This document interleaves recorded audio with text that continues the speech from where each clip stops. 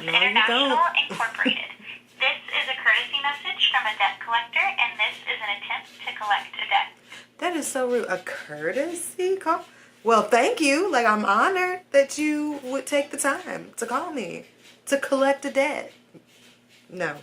Why do they leave voicemails? Does anybody call back? You call back? No. You're going to have to catch me, okay? That's a waste. You're doing it so you could say that you did? Because that doesn't matter.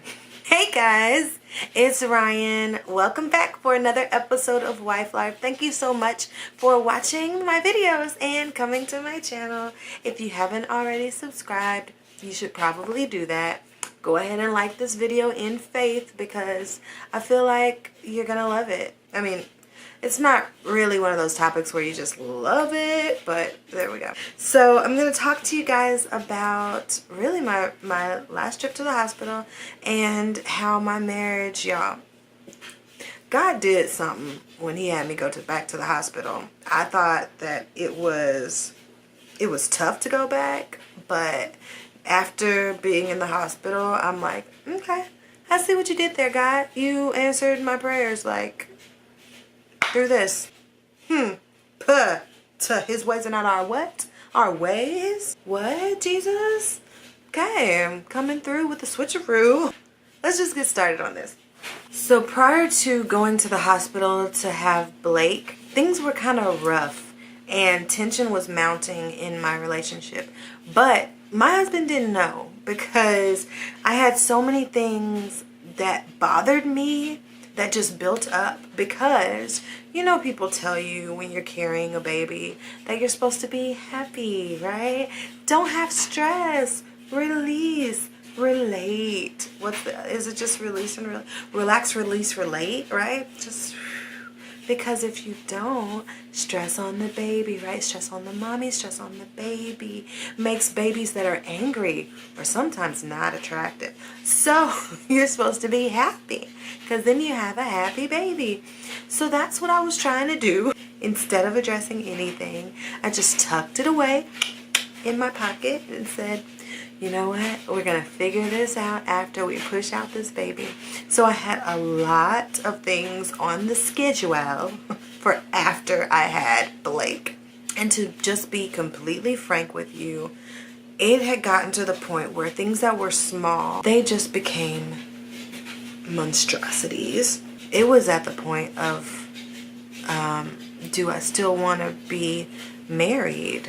And then immediately I'd be like, of course you want to be married. I mean, you're married, you're committed to this is what you're going to do. This is just a rough patch. Okay, well, if I'm still going to be married, do I want to be in the same place with him? Do I want to separate for a little bit? Yeah. After I have this baby, I'm going to be about me because I feel like you've been chasing after your stuff, and why shouldn't I be doing my stuff? So I'm gonna leave the house when I want. I'm gonna snap back real quick so that I can then go out on my own and do stuff and have fun. I feel like when you have kids, right, it's the responsibility of the mom. It's either the kids are with the mom or the kids are with mom and dad. On the rare occasion that the kids are with dad, he gets all the, oh, you're such a great father. Look at him with his kids. When I'm out juggling a million kids, I mean, it's like, oh, yeah, another day, you know? So I wanted to hurry up and snap back so that I can then prove to him, really to myself, that I could go out and do stuff and be free and whatever.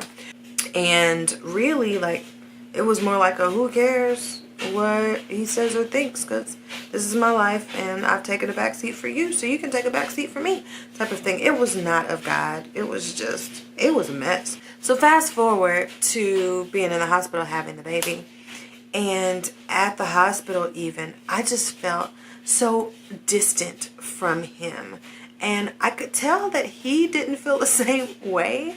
Have you ever been in an argument with someone and they don't know that you guys are in an argument? It's like, you're being so nice. Like, I wish that you knew that we're not good right now. He didn't know, bless his heart. And I couldn't bring the stuff up because happy, because pregnant, because happy mommy, happy baby. But after the hospital, the first night was me nursing the baby, me being awake and him being asleep, and me nursing her awake with my eyes barely open and looking over at him, and he's soundly asleep. And I wondered a couple of things. One, how do you stay asleep? Because he wasn't like that for the first kid. And I've read articles, but nobody ever told me husbands are different for the second child, even though they were like, you know, super supportive. I would wake up and feed her, right? And he would wake up and change Charlie's diaper. So we were tag teaming this thing. We were up when the other one was up, and then we go back to sleep. No, not with this one. He can sleep through the cries. I'm not sure if he's actually asleep or if he's pretending to be asleep.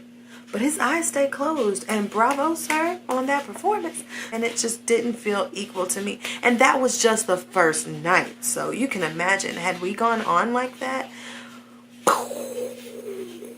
So the next day, I lasted one night at home. The next day, I started feeling terrible. I felt like my head was going to explode.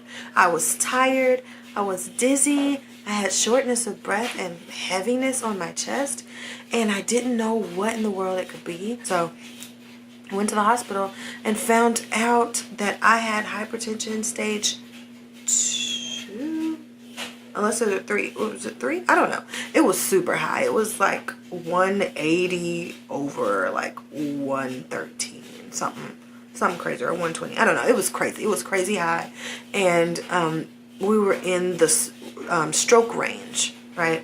So they admitted me, and that night turned into a week of hospital stay. Jonathan was there the whole time. We were so blessed to have family that was able to take care of our kiddos. Shout out to my family. Like, appreciate that. Here's what God did in that time that we were in the hospital. Okay, so the first week in the hospital, yes, first week, because I was there for 2 weeks. The first week, God allowed me the time to rest and kind of just settle and enjoy Jonathan. We played games. He went home, got showered and stuff, picked up stuff from the house when we found out that we were going to be there for a minute. And he brought back cards for us to play games. And he brought Stratego, which is like an old board game. And we just played games and enjoyed each other and laughed. And it was just great for it to be just us. For me to be in a position where I couldn't go anywhere. And I had to just rest, have a clear mind, and have easy time with my husband. Then we got released from the hospital. Yay, great. They give us blood pressure medicine and we get released. And the same night that we got released, my blood pressure shot right back up and we had to moonwalk back to the hospital. And this time we went to a different hospital that was closer, but it wasn't as comfortable as the other one. I mean, at the other hospital, we had a nice room with a couch that turned into a bed. At this next hospital, they had rooms like that, but before we were able to go to one of those rooms, we had to be in like their intensive care for pregnant women unit, and all it had was a bed and a chair, an upright chair, not a recliner, like, and not even one that had like arms that were comfortable. It was like an office chair where the arms of the chair were like metal. It was just terrible. I looked at my husband and I was like, babe, you should go home. You should just go home and you can come back in the morning. I expected for him to maybe say no initially, but after I kind of pushed him, maybe after an hour, he would go home. He would say, are you sure? Are you okay? He didn't do that. He stayed and he slept in that chair, y'all. And my heart softened so much. Like God just did that thing where my heart just softened again for my husband, just to see like he really is here for you and you don't have to worry or conjure up this idea that he's been selfish or trying to do his own thing. Like, that's not it at all. And really, that was the enemy, because what do you want your husband to do? You want him to go out and do things to provide for your family. In order to provide for your family, he's gotta go, girl. So God allowed that time for us to be in the hospital again for a week, for me to see that he's not going anywhere, that he's, not only is he supportive, but he's right there at the hospital with you. The only time he left is if he had an obligation. Even then, he continued to ask me, do you want me to go? Are you okay? I can stay. It's fine. I will cancel. It's not important. Oh my goodness. Like, I could cry just thinking about how much God loves me and how much God loves marriage, that he would literally stop my life, take all the distractions away so that I could just look at my husband and remember how he is. We can believe lies about who people are that are in our lives based off of one or two incidents. Whew. It was great. No, I did not enjoy being at the hospital for 2 weeks. That was rough. And the second hospital we went to, that food was trifling. I can't even believe they were allowed to serve that stuff to people. But thank God for Uber Eats, and thank God for my husband who was willing to go out and get me food. You're the realest, babe. You're probably not watching this, but you're the realest. You're the greatest. Love you. I can't believe that God used a hospital to save and preserve and protect my marriage. It just goes to show how much he loves us. I'm even more, I don't want to say committed, but more convinced that this was a God thing, that he wanted this union to be in place. Either that or he's like, look, you made this decision, girl. You ain't getting out of it. So I don't know. I don't care what I have to do to make sure that you come to your senses. But I'm going to help you come to your senses because you're being real dumb right now. That's real, Lord. I appreciate that. Either way, you the realest. Yeah. So that's it, guys. Thank you so much for watching. Yeah. Thanks for being along on my journey and encouraging me. All of you who sent me messages, prayed for me and my family while I was in the hospital. Those of you that brought food to feed my family. I appreciate you so much. And God bless you guys. Bless you in your marriage and in your individual growth and development. Bye.